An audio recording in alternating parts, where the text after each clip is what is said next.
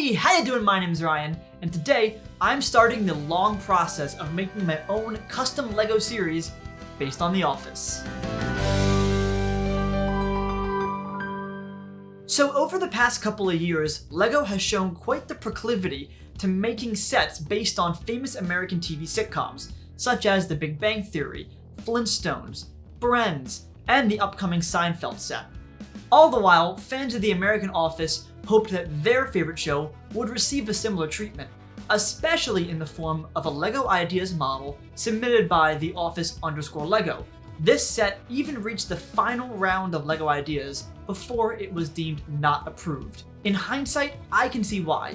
It's a really big set, purportedly over 4,000 pieces, and included a lot of minifigures. This would have meant that in its final form, the set probably would have cost way more than the typical $60 to $70 range that most sitcom sets fall into, kind of outpricing it for casual fans of LEGO. So when I decided to make my own version of Dunder Mifflin, based on the Office_LEGO's original model, I ran into a similar problem of this set is just way too big, on top of the fact that the original set doesn't even include the kitchen, the annex, or the break room.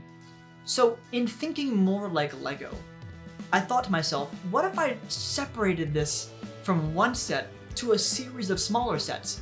Each one could probably be priced around $20 to $40 to $50, and if each one includes a minifigure, it would kind of entice buyers to get all of the various sets to get all of the various minifigures. And that's when I knew I was onto something. So I got to work. I poured over countless episodes of The Office, as well as floor plans, reference photos, set visits to make my own Dunder Mifflin series of sets. Up first was arguably the most boring of sets, but also a really important one, the entranceway. Inspired by the parkour sequence that opened up the episode Gossip, I got to work on a small little vignette with a wall, the painting, a lamp, a couch, a desk. Nothing too crazy, but this set became crucial in deciding the look of the office and the functionality and stability of the entire series. While building the model in studio, I kind of had flashbacks to when I made the Rick and Morty spaceship and how just incredibly fragile and unstable the whole thing was. So I heavily relied on the stability feature built into the software. However, I knew the walls would not be that stable because I wanted them to be breakaway. I figured if I have a giant model surrounded by walls, if I can take various sections out, I'd have an easier time maneuvering, posing, and photographing minifigures. After a quick order from Bricklink, the pieces finally arrived, so now I can actually begin building The Office.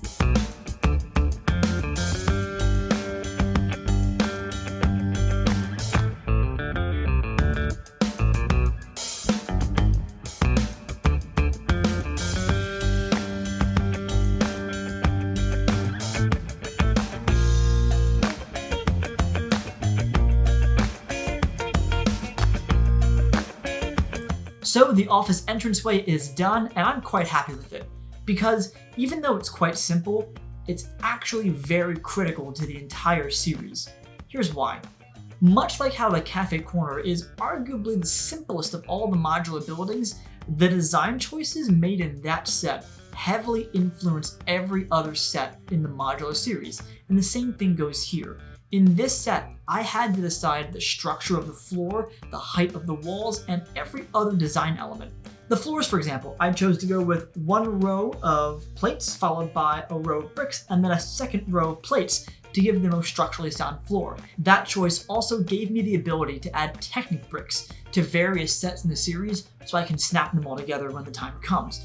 Wall height also became a very critical part of the design process. I went with 6 studs high, as well as a plate layer on the bottom and a tile layer on top to make these walls removable, as I mentioned earlier.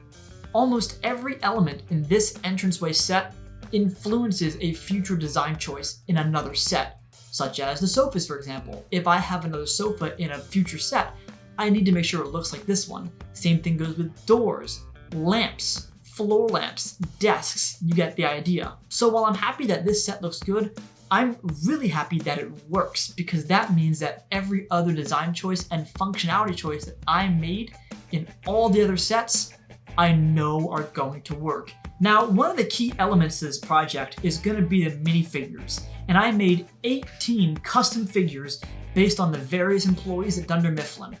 However, I don't really want to reveal all of them in one fell swoop.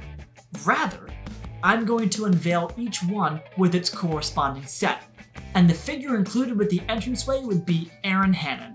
Erin is made up of the following pieces. She uses the hairpiece from the new Young Hermione minifigure, a face that can be found on Lieutenant Connix from Star Wars, Monica Geller from Friends, Sally Ride from the LEGO Ideas Women of NASA set, as well as Tina Goldstein. The torso is actually featured in a bunch of modular buildings, but I had to paint the neckline from yellow to peach to match the face. I think Erin fits in quite well with the entranceway, and this whole set is a great start to my LEGO Dunder Mifflin. On to the next set for today. The next set to design was Pam's desk, which would obviously include a Pam minifigure, her desk, a copier, coat rack, various filing cabinets, a sticky notepad, some candy, a bunch of color just to kind of contrast with the white walls and gray floor. I actually took some inspiration from a knockoff set from Fat Mojo that depicts a similar scene of Pam's desk, Jim's desk, and Michael's office. Some even say this knockoff set is one of the main reasons we'll never get an official LEGO Dunder Mifflin. I finished the model, exported the part to Bricklink, added them all to cart, and it was super expensive, well over $100, and a far cry from the imagined $30 retail value I figured this set would have based on its pieces. So right then I knew I had to figure out what pieces I already have.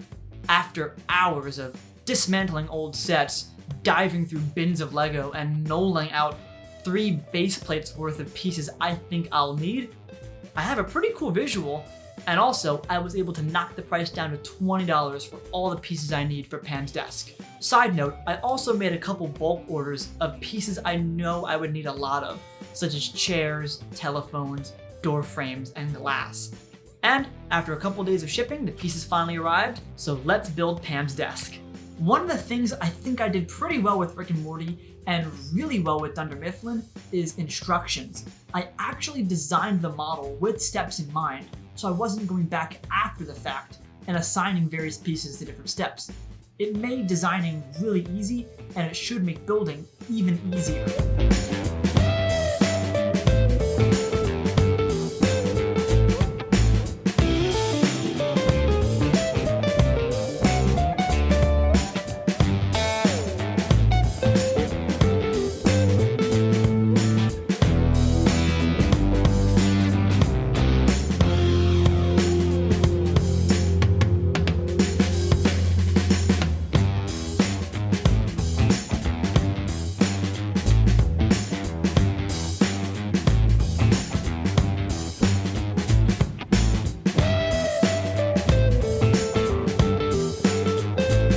So Pam's desk is done, and I'm quite happy with how this turned out. I love the balance between the sterile, white wall, gray floor kind of office environment and the little splashes of color I've added to really give this set some life. The 2 things I'm most ecstatic about in this set are the copy machine. I was really happy with how this translated from digital model to reality, super impressed, as well as the color and shape of Pam's desk. It's curved in kind of a dark lime green. I didn't think it would work out as well as it did, and I'm so happy with how it turned out. Overall, it's a cute little standalone set that I think works perfectly in Dunder Mifflin. And as for the included figure, of course, it's Pam Beesly. The Pam minifigure is comprised of a long wavy with center part hairpiece in medium nougat. This can be found on the Face Painter City figure as well as Elizabeth Turner from Pirates of the Caribbean. The torso comes from Penny in the Big Bang Theory set, and the legs are just the standard dark blue legs. The face comes from Captain Marvel as well as Kira from Han Solo. And the reason I picked this face is because one side is very happy, cheery, while the other has this forlorn, existential crisis, dread face that is just perfect for Pam Beesly. Overall, I'm very happy with this Pam Beesly figure. More so, when you combine both of these sets together, you start to get a really good sense of how this office will look as a whole. And I'm really excited. It's starting to take shape already just with 2 small sets. Now, just a heads up for this Dunder Mifflin project. This is going to be long term, as I said in the opening. I'm not really expecting myself to make back-to-back office videos because I have to spend quite a bit of time fine-tuning every model before I finalize the part list. And then I have to go through my bins to find what parts I already have before I make an order on Bricklink, wait for shipping, and you get the idea. But in the end, I think this will be worth it.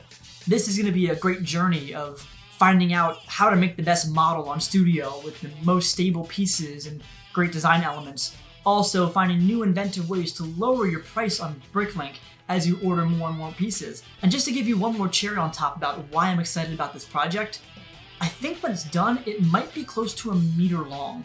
That's about 4 modular buildings long. It's gonna be that big. I'm really excited.